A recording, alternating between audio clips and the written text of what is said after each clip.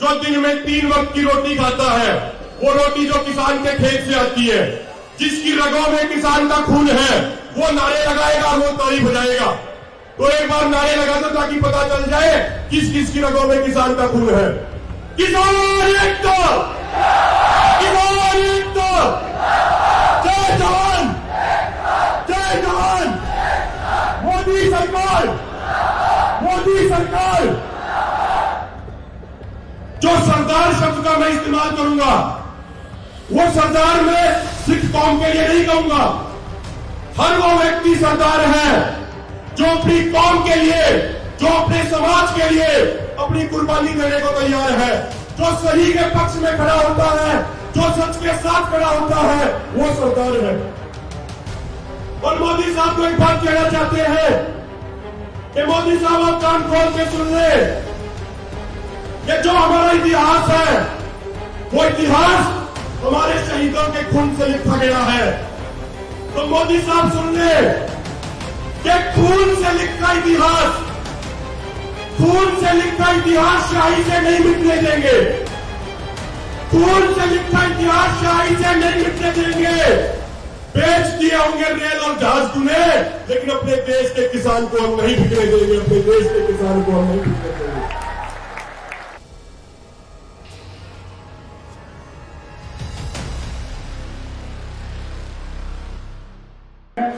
बेनती करेगा, हमारे हरियाणा से भाई हैं, नौजवान किसान आगू अभिमन्यु कुहार जी, वो मंच पे आए, जो अपने विचार हैं वो आप लोगों के साथ साझे करें और जो बिल्स हैं उनके बारे में जरूर बताएं। और आपको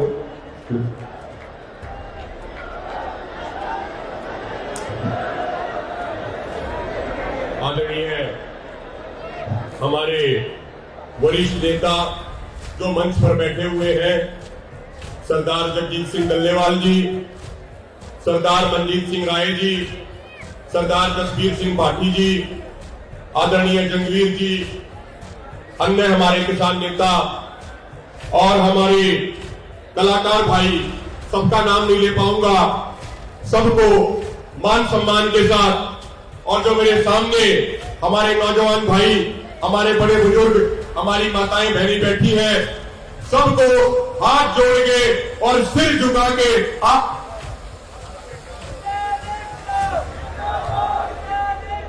हेलो, आपका भाई, आपका बेटा हाथ जोड़ के राम राम करे, सत श्री अकाल करे, सलाम करे। साथियों, ज्यादा समय नहीं लूंगा, सिर्फ 5 मिनट बोलूंगा। सबसे पहले जो हमारे कलाकार भाई हैं, उनको हम बार बार धन्यवाद करना चाहते हैं। जो आंदोलन खड़ा किया, वो हमारे किसान नेताओं ने खड़ा किया, लेकिन इस आंदोलन को जन आंदोलन बनाने का काम हमारे कलाकारों ने किया है। आज हर एक बच्चे की जुबान पर यह किसान आंदोलन है, उसका सारा श्रेय हमारे कलाकार भाइयों को जाता है। एक बार सभी कलाकार भाइयों के लिए जोरदार तालियां बजा दीजिए। 15 सेकंड तक ताली रुकनी नहीं चाहिए, जोरदार ताली 15 सेकंड तक।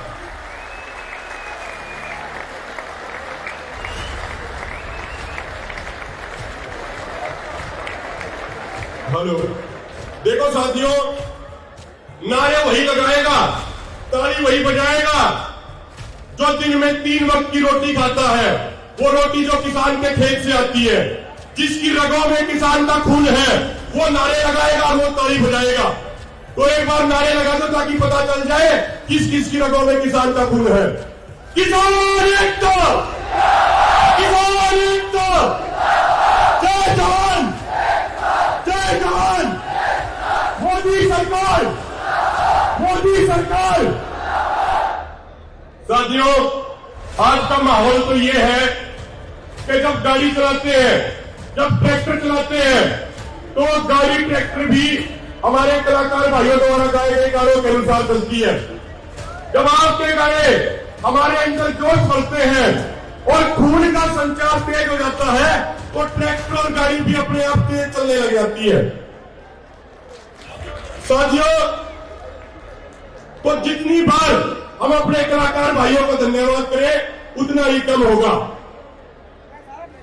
मेरे भाइयों, ये बीजेपी वाले लोग, आरएसएस वाले लोग बार बार हमें अलग अलग उपाधि देते हैं। कभी आतंकवादी बोलते हैं हमें, कभी खालिस्तानी बोलते हैं, कभी कुछ और बोलते हैं, कभी फॉरेन फंडिंग के आरोप लगाते हैं।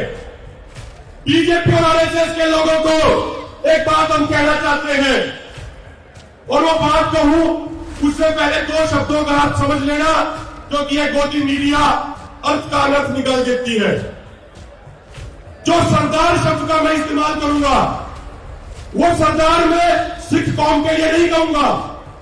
हर वो व्यक्ति सरदार है जो अपनी कौम के लिए, जो अपने समाज के लिए अपनी कुर्बानी देने को तैयार है, जो सही के पक्ष में खड़ा होता है, जो सच के साथ खड़ा होता है, वो सरदार है।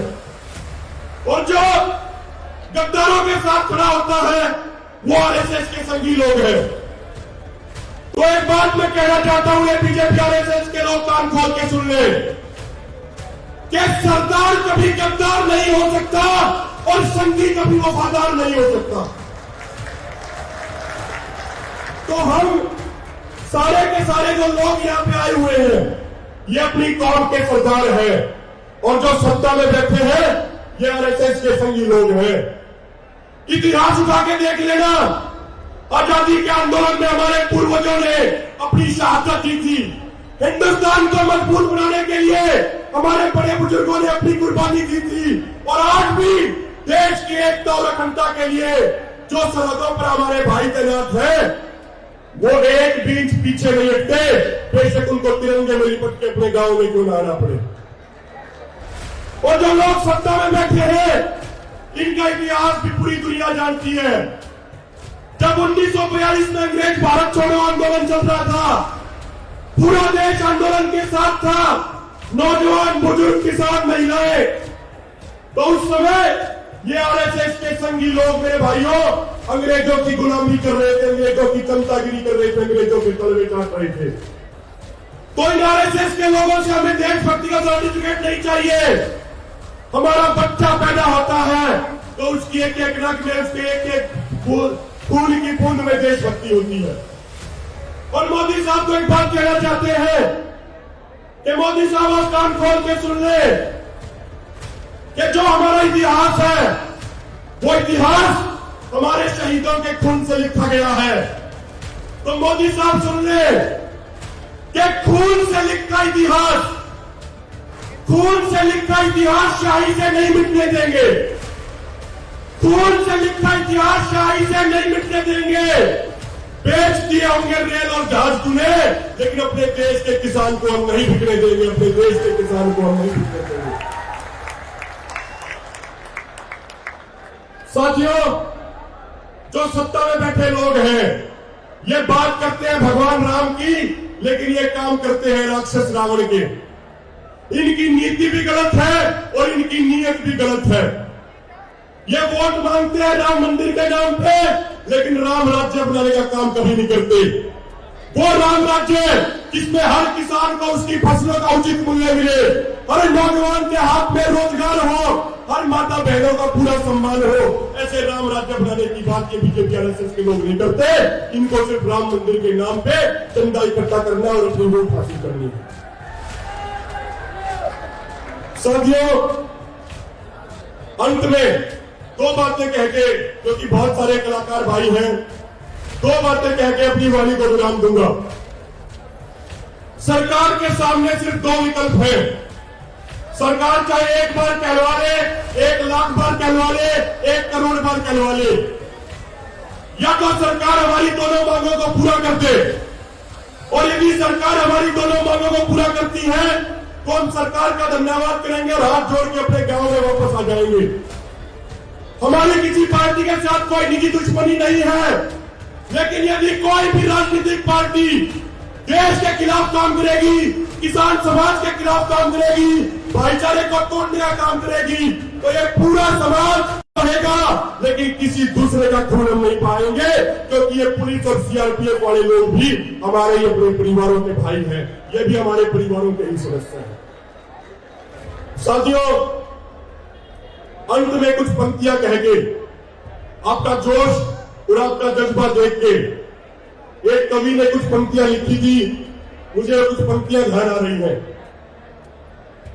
उन्होंने लिखा कि आहटें फिर से आने लगी हैं, आहटें फिर से आने लगी हैं, कोशिशें सुगबुगाने लगी हैं, कोई आवाज देने लगा है, चुप्पियां भी गुनगुनाने लगी है।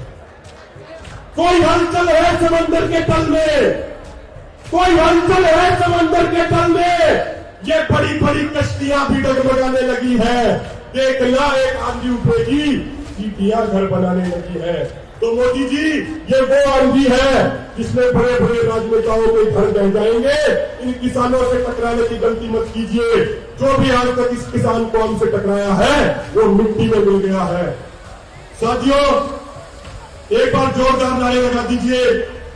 और जो भी हमारे छोटे छोटे बच्चे भी बैठे हैं, अभी कुछ देर पहले हमारे आने से पहले एक छोटा बच्चा अपनी आवाज यहां बुलंद कर रहा था। तो इन छोटे छोटे बच्चों को देख के वो छोटी सी बात ध्यान आती है। अभी जब मैं कुछ दिन पहले अपने घर गया, 2 या 3 महीने 2.5 महीने के बाद घर गया, तो मेरा 6 साल का छोटा सा भतीजा वो अपने हम उम्र के दोस्तों के साथ खेल रहा था। और जो वो खेल खेल रहे थे, वो सभी राजनीतिक पार्टियों के लिए बहुत बड़ी खतरे की घंटी है। और समय रहते ये राजनेता सुधर जाए। वो छोटे छोटे बच्चे अपने प्लास्टिक के, अपने लकड़ी के ट्रैक्टर लिए हुए थे और सामने उन्होंने प्लास्टिक की एक दीवार बना रखी थी। वो बच्चे पीछे से भागे आ रहे थे अपने ट्रैक्टर लेके और दीवार में ट्रैक्टर मारते थे और ताली बजा के हंसने लग जाते थे। मैंने पूछा भी क्या कर रहे हो? तो उन्होंने कहा कि किसान आगे बढ़ गए और किसानों ने दीवार तोड़ दी, अब किसानों को कोई रोकने वाला नहीं है। तो मोदी जी, हमारे 5-5, 6-6 साल के बच्चे बच्चियां आज लड़ाई लड़ना सीख रहे हैं, वो आंदोलन लड़ना सीख रहे हैं। और उन छोटे छोटे बच्चों को देख के हमें विश्वास होता है कि आगामी 100 साल तक यदि कोई भी राजनेता समाज के खिलाफ काम करेगा, किसान को बर्बाद करने का प्रयास करेगा, तो हमारा पूरा समाज अपनी पूरी ताकत लगा के ऐसी राजनीतिक पार्टियों को नेस्तनाबूद कर देगा। कुछ नारे लगाइए, दोनों हाथ ऊपर करके, और अपनी वाणी को विराम दूंगा। दोनों हाथ ऊपर करके नारे लगाने हैं, सब भाइयों ने, माताओं, बहनों ने, बुजुर्गों ने, सबने। किसान एकता, किसान एकता, जय जवान, किसान मजदूर भाईचारा, मोदी सरकार। और अंत में फिर मैं सभी पूरी कमेटी का जिसने आयोजन किया और हमारे सभी कलाकार भाई जिन्होंने इस आंदोलन को हर एक गांव तक, हर एक परिवार तक, हर एक व्यक्ति तक पहुंचाने का काम किया, उन कलाकारों का हम बहुत बहुत धन्यवाद करते हैं। ये आंदोलन जन आंदोलन बनाने में जो आपने भूमिका निभाई है, ये इतिहास आने वाले दिनों में याद रखेगा। और जब भी इस आंदोलन का इतिहास लिखा जाएगा तो आप सबका नाम स्वर्ण अक्षरों में उसमें सबसे पहले आएगा। और ये किसान समाज आपका कुर्बानी, आपका एहसान कभी नहीं भूलेगा। बहुत बहुत धन्यवाद। जय जवान, जय किसान।